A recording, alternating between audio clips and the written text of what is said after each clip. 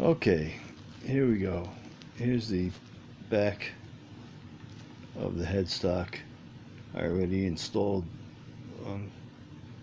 5 of the 6 tuners in, and they lined up perfectly with the Grovers that were in there. You can see if I put one here,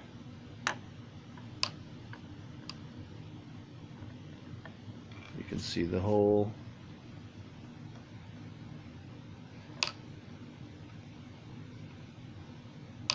For the set screw,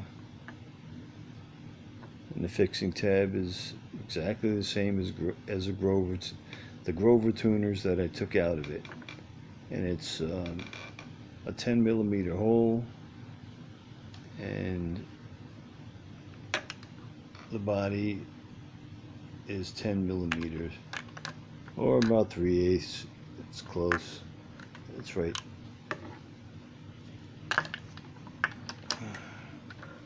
Again, I'm doing this from my wheelchair, holding this crappy tablet by hand.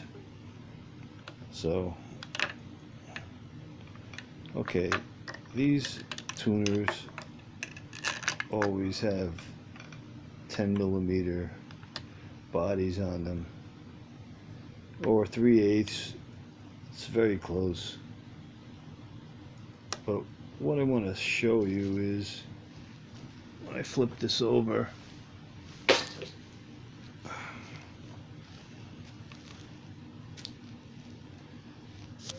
is when you go to put the bushing that holds it in the washer. I'll set the washer down.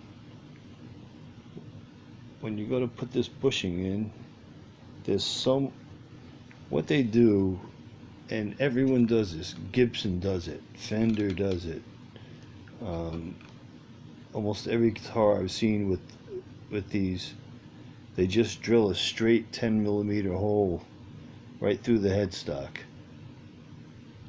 which is fine for the tuner, the tuning machine body, because that's 10mm, so it fits in okay with very little slop. But the top, the threaded bushing, this here, and this is one of my pet peeves. If you go to put it in, there's so much slop in it because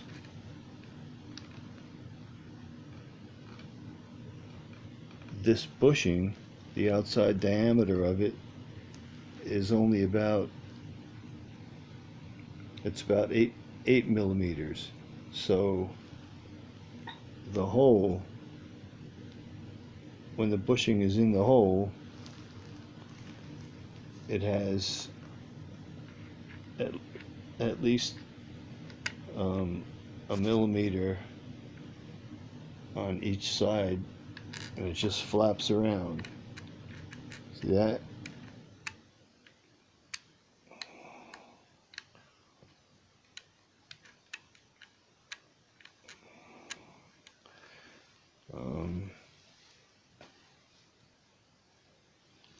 Well, you can almost see, yeah, you can see the hole. See that? You can literally see the drilled hole right there. That's how much slop this bushing has. Now, if you go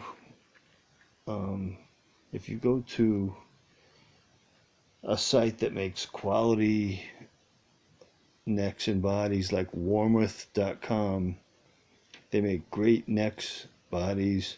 You'll see that they drill the headstocks out with a stepped hole. In other words, the back of the hole is 10mm, but the front is drilled smaller. The front of the hole is drilled smaller, so this has wood to metal to wood contact, and it doesn't flop around. Because what will happen is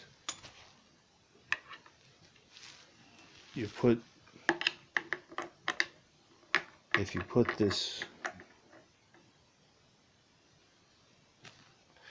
all right, where'd you go? There we are. When you put this on,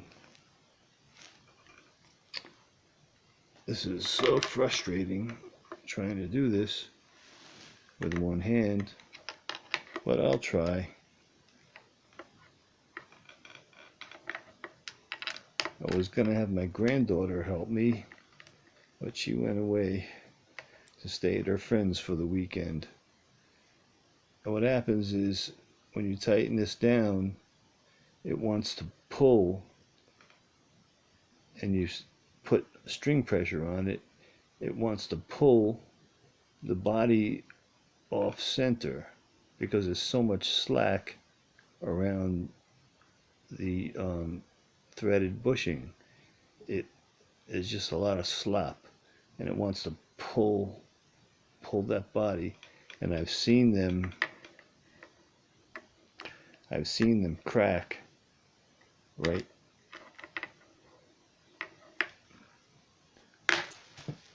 Okay.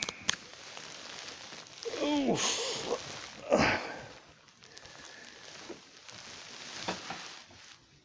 It sucks being paralyzed. I gotta tell you. It really sucks being paralyzed. And I'm paralyzed for 32 years this month. But anyway, when you put pressure on the string, it wants to pull this off center. And it binds up the string post. And it pulls. I've seen these crack right there where the body of where this 10mm body of the tuner connects to the tuner body here where I got my thumb.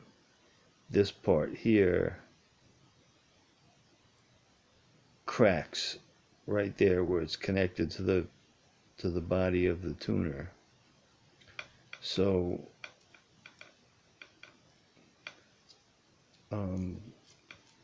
there's nothing I could do about that now, although they've invented all sorts of other things for these guitars. They've invented ways to put the old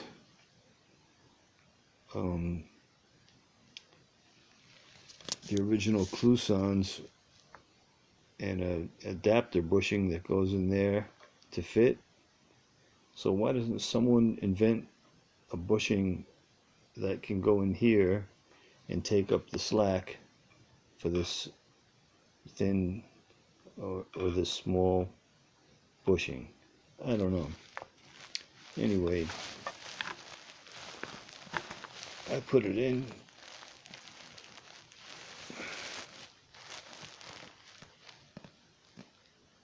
I put a washer on it.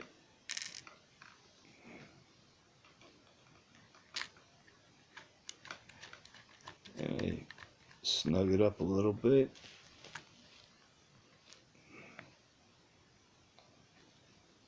You can imagine how hard this is to do with one hand. I have to take my other hand and flip the guitar, and I have a little bitty set screw for the locating tab, and you can see if I put that in there, if I'm careful. Let me try and get the screwdriver on it. There we go. I'm going to tighten it down. Well, not really tighten it down. I'm just going to get it started into the hole. And I don't I don't want to really crank down on this. In fact, I don't even want it to touch the metal yet. Now I flip it back over.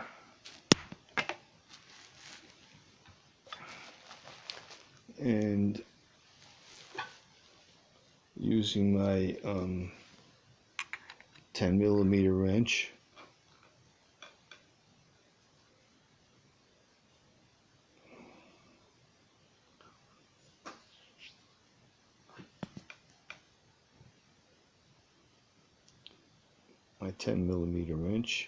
these are all 10mm, these threaded bushings. I've never seen one that wasn't 10mm. So I tighten it up. Very simple.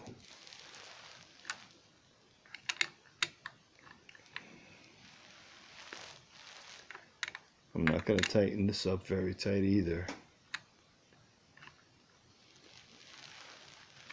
Then I flip it back over.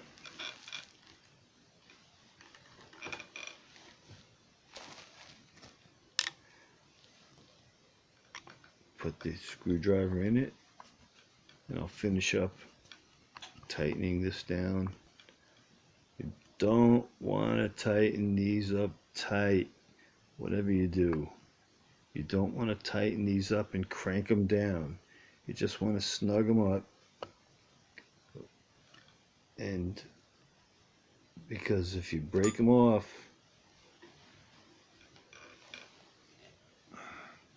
there, I can look at it from the side and see the metal is touching the wood, and everything is okay. I'll flip it back over and finish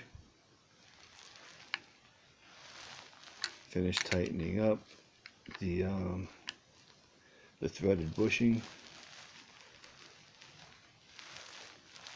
Check the other ones.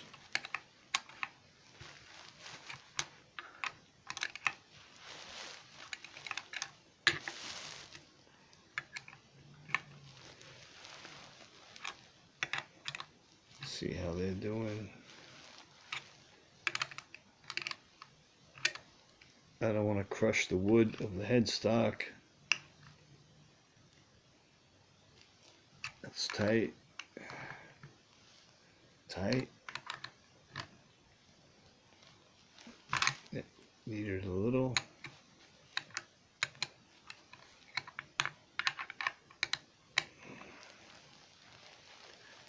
Needed just a bit. A little bit. And that one is fine. Okay. Now, I have my new tuners installed, and these are locking tuners from a company called Geiger. I had to send the first set back because there were a lot of defective machining, but this second set came, and I used some from the first set, some from the second set, and I made a full set that are usable. So there we go. And I have to send the other set back so I get a refund on it, or actually so they don't charge me on it. Now the other thing I did, I'm not going to be able to string this up with one hand or set the nut. I'm going to have to wait till I have someone to help me hold the camera on my tablet. But let's see if you can see this. Those frets nice and bright and shiny, because usually what I do is take one of these. It's a 1-inch polishing wheel with a mandrel. The mandrel comes off the polishing wheel. And I buy them in bags of 100, like that. And they come with 2 mandrels in case you lose one or something happens. And I use these with a polishing compound, like any very fine metal polishing compound will work. And let me see if I can find what I was using.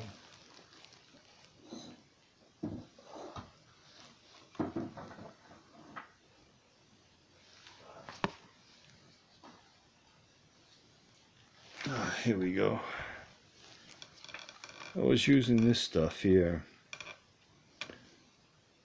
Fine fret polishing kit. And it's by Music Nomad. And inside, it's got a tube of polishing compound, white, very fine polishing compound, and some fret protectors.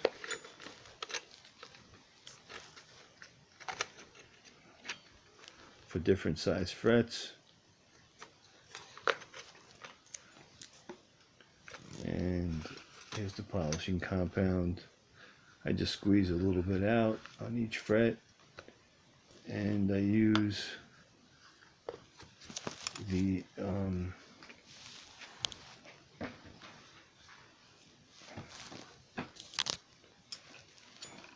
I load this up either in my electric drill. If you don't have a Dremel or a Dremel type tool, just put it in a hand drill, being very careful.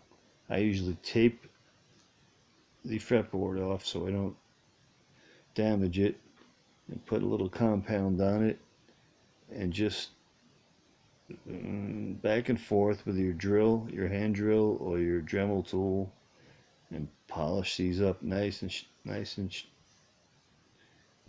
shiny.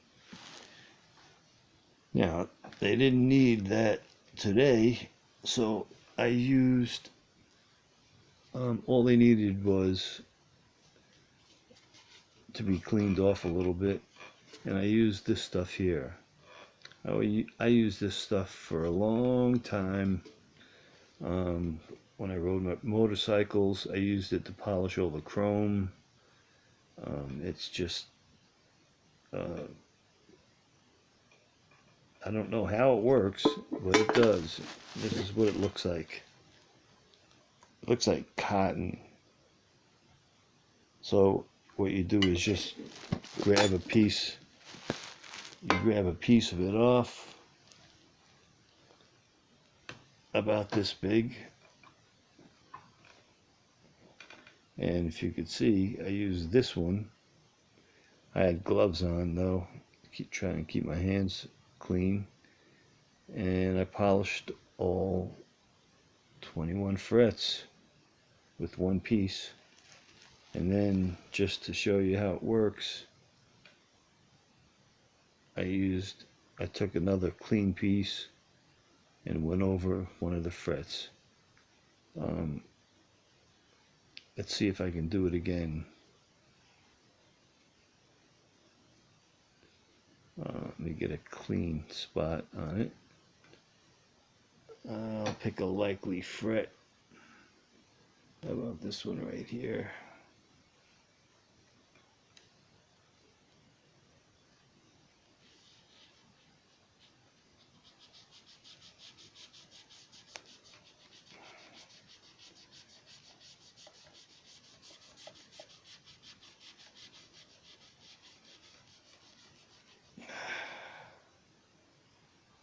Look at that. It just takes, I don't know what it is, but it just polishes them right down. And yeah, polishes them right up. So, and then I clean it off.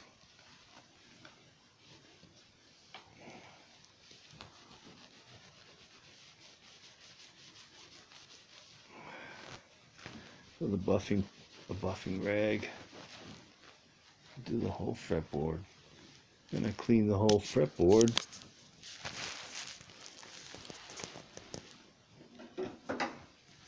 I clean the whole fretboard with this Zippo all-purpose cleaner. This stuff will clean the fretboard up real nice.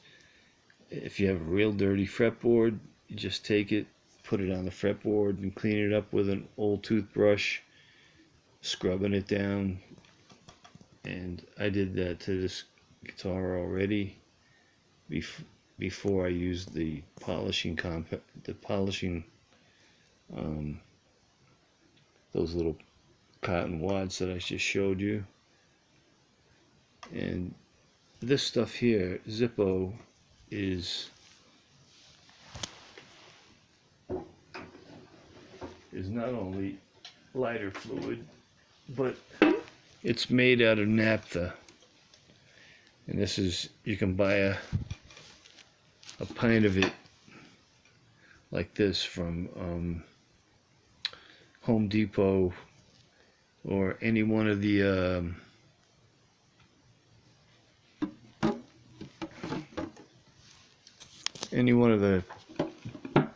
hardware stores, Lowe's, and I don't know, it's very cheap, and this will not hurt your poly finishes. And I even use it on my lacquer finished guitars.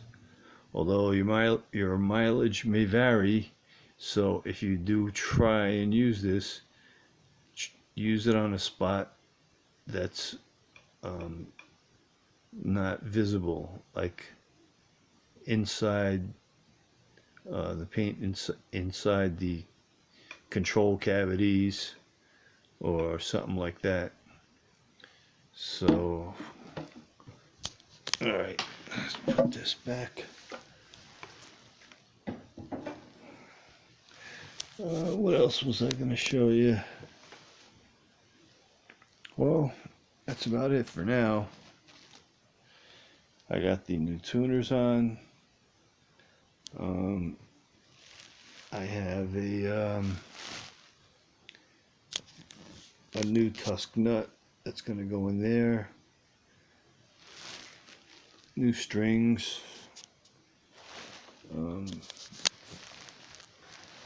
Probably what I'll be using are these GHS boomers.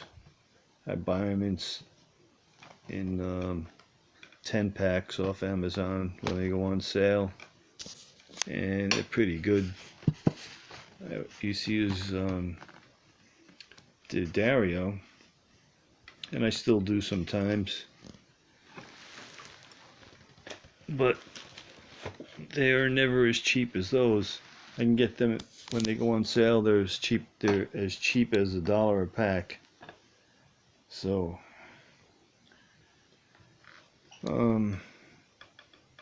that's it. The next thing to do would be, I'll put my bridge, Tune-o-matic bridge assembly back on there, and stop the stop bar, string it up, and take those two tuner knobs off of that guitar and put them back over here where they belong, right there. I borrowed them when I built that guitar, when I built it or put it together. So that's another story for another time.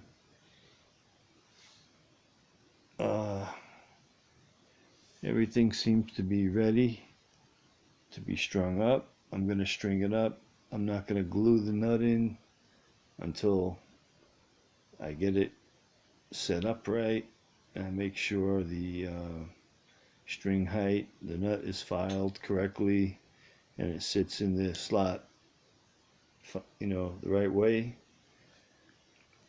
And when I get it strung up and the nut set up, or at least the nut in there and strung up, then I will take another video, and I will see you then. I'm out. I'm out of here.